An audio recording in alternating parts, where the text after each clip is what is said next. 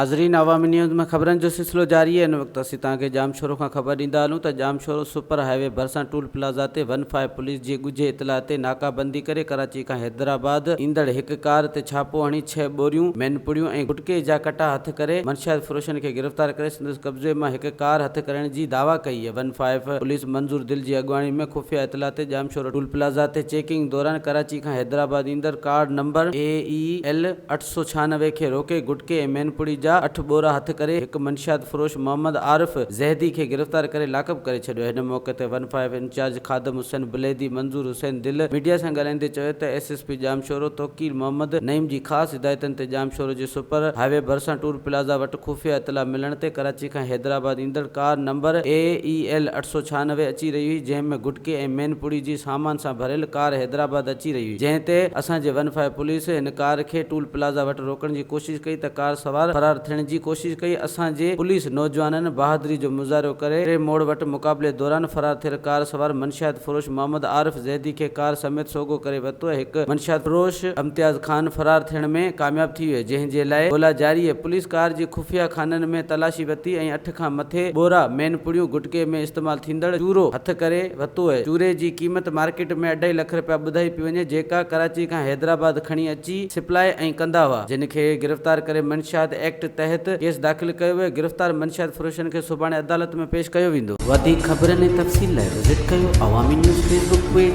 YouTube page ऐं अवामी news website.